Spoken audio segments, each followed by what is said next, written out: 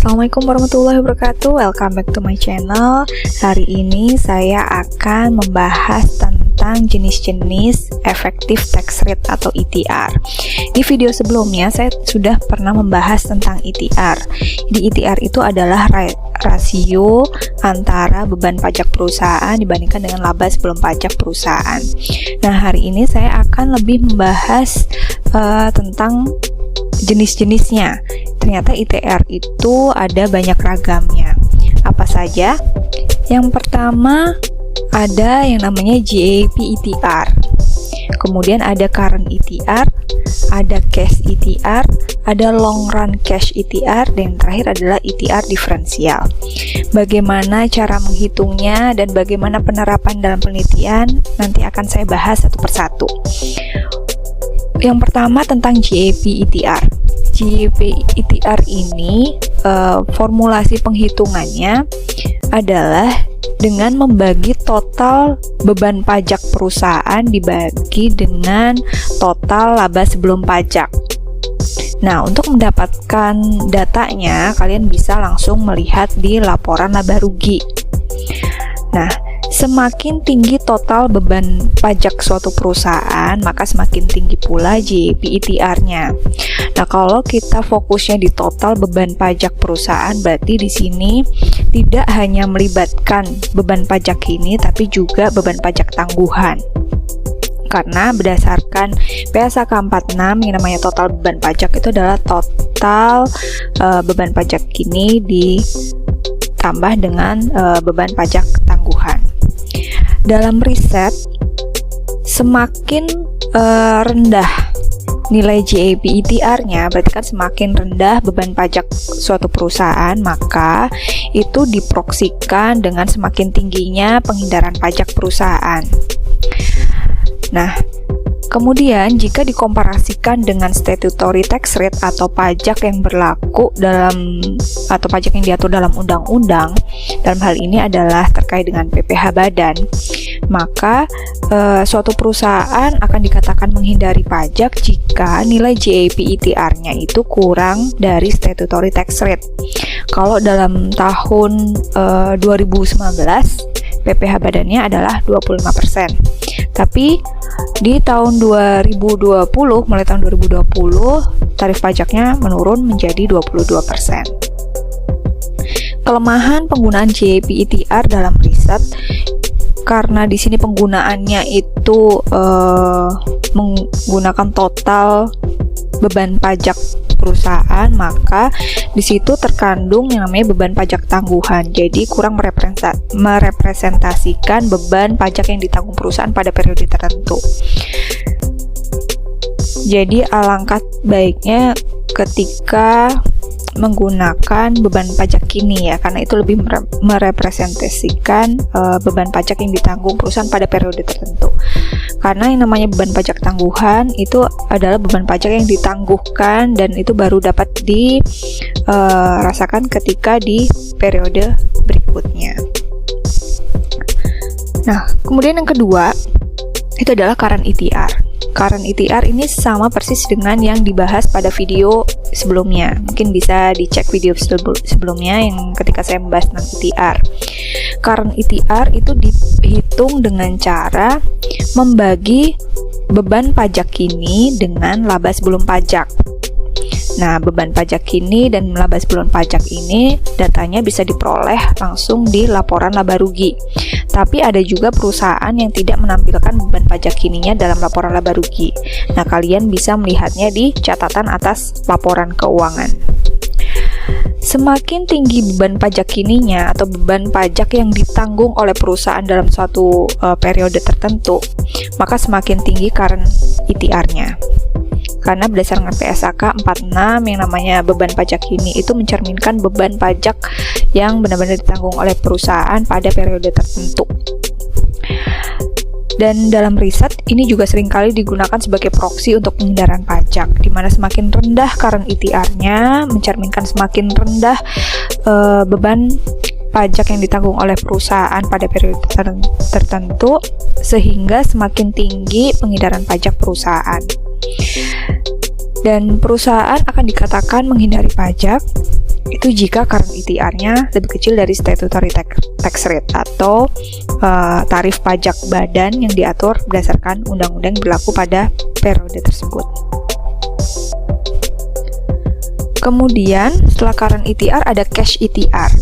Bedanya apa? Nah, di sini pembilangnya menggunakan cash tax paid. Kalau yang tadi pakai beban pajak ini, kalau sekarang dalam formulasinya menghitung cash ETR adalah beban pajak yang dibayarkan oleh perusahaan dibagi dengan total laba sebelum pajak. Nah, untuk cash tax paid sendiri atau pajak yang dibayarkan oleh perusahaan, kalian bisa melihat di laporan arus kas perusahaan di bagian operasional. Karena di situ ada pembayaran pajak, jadi kalian bisa menggunakannya dalam pencarian data. Sementara untuk laba sebelum pajaknya bisa melihat di laporan laba rugi. Semakin tinggi total pajak yang dibayarkan oleh perusahaan, itu berarti semakin besar cash ETR-nya. Jika dikaitkan dengan penelitian dalam proksi penghindaran pajak, maka semakin rendah cash ETR atau semakin rendah pajak yang dibayarkan oleh perusahaan relatif terhadap total laba sebelum pajaknya, maka semakin tinggi penghindaran pajak perusahaan. Dan perusahaan dikatakan menghindari pajak jika nilai cash ETR-nya itu lebih kecil dari statutory tax rate atau tarif BPH badan yang berlaku pada periode tersebut.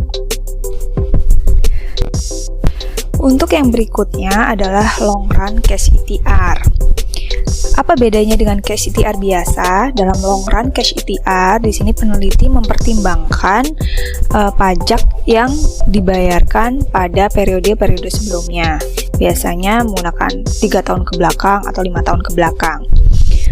Nah, kenapa demikian? Karena dalam ETR sendiri, kalau kita flashback ke GAAP ETR, itu sebenarnya kan terkandung yang namanya beban pajak tangguhan. Jadi untuk mempertimbangkan pajak tangguhan yang seharusnya dibebankan oleh perusahaan di periode mendatang, sehingga di sini mempertimbangkan tahun-tahun sebelumnya.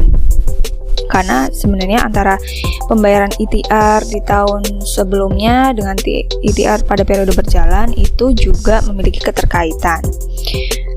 Dan formulasi dalam penghitungannya di sini long run cash ETR itu sama dengan jumlah dari cash tax paid.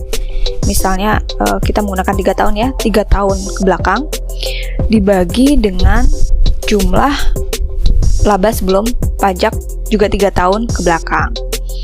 Atau pakai 5 tahun juga bisa, tergantung jurnal yang menjadi referensi kalian.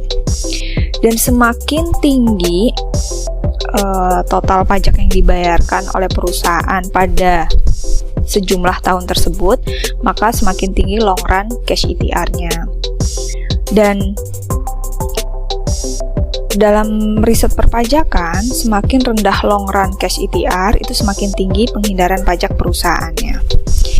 Dan ketika dibandingkan dengan statutory tax rate, dikatakan menghindari pajak ketika long run cash ETR-nya itu lebih kecil dari statutory tax rate.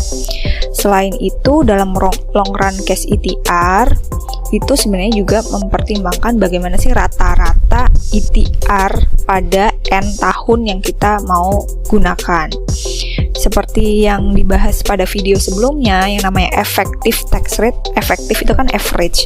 Nah, di sini juga mempertimbangkan tahun-tahun sebelumnya, sehingga lebih mencerminkan average dari tarif pajak yang ditanggung perusahaan tidak hanya dalam satu periode tertentu, tapi juga periode-periode sebelumnya.